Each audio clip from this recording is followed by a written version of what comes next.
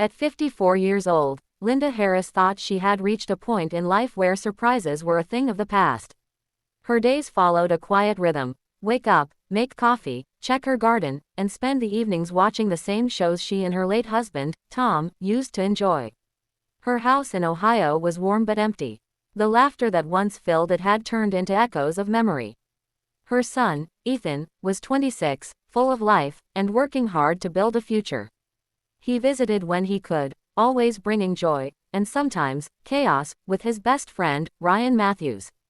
Ryan had been like another son to her ever since high school.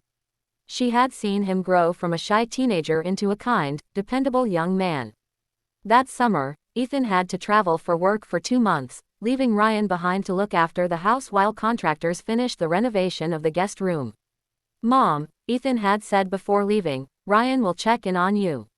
Please don't say no, you always overwork yourself." Linda laughed at the thought. "I'm fine, sweetheart, but sure, I'll let him visit." The first week passed quietly. On a Tuesday afternoon, Linda went out to the backyard to trim the rose bushes Tom had planted years ago. The old wooden fence leaned awkwardly, and she sighed, realizing it would need fixing. When Ryan showed up that weekend, he noticed her struggling. "Mrs. Harris," he said, setting down a toolbox, "you really shouldn't be doing this alone. Let me help." She smiled softly. "Ryan, you don't have to. You've got your own life." He shook his head. "You helped me plenty growing up. Let me return the favor." As they worked side by side under the bright sun, Linda felt something stir, not romance but appreciation.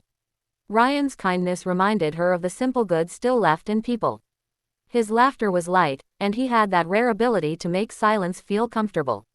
Over the following weeks, Ryan came by often. He helped her repaint the kitchen, fix the leaky faucet, and even brought over some groceries. What struck Linda most wasn't the help, it was the way he listened. He didn't fill the silence with empty words.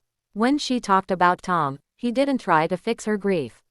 He simply understood it. One rainy afternoon, Linda was in the kitchen, making tea, when Ryan walked in after work, drenched from the storm.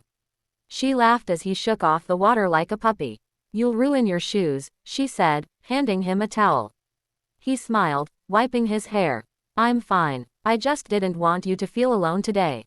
That simple sentence hit her heart in a way she hadn't expected.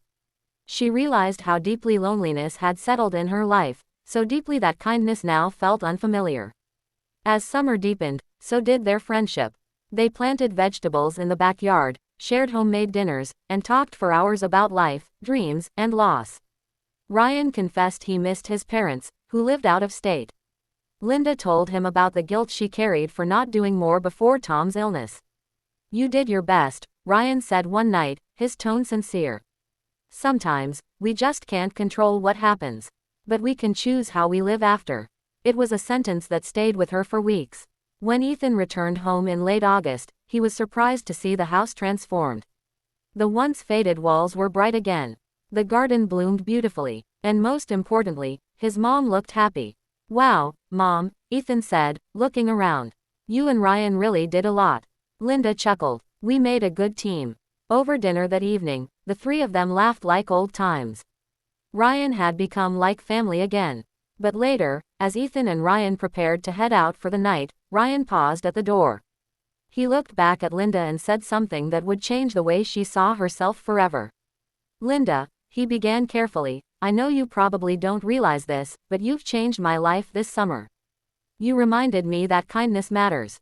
That being there for someone can make a difference. Thank you for letting me be part of your world." Linda's heart swelled. Tears filled her eyes as she smiled and replied softly, "Ryan, you've done the same for me." When he left, she stood in the doorway, watching him disappear into the night. For the first time in years, her heart didn't feel heavy.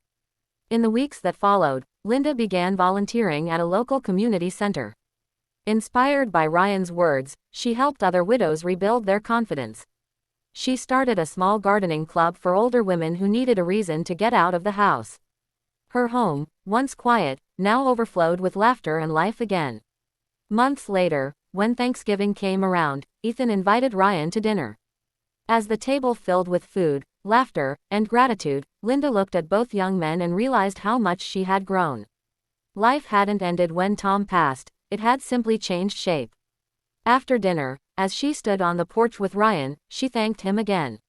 "You were a light when I didn't even know I was sitting in the dark," she said. He smiled, humble as always. "You just needed someone to remind you how strong you already were."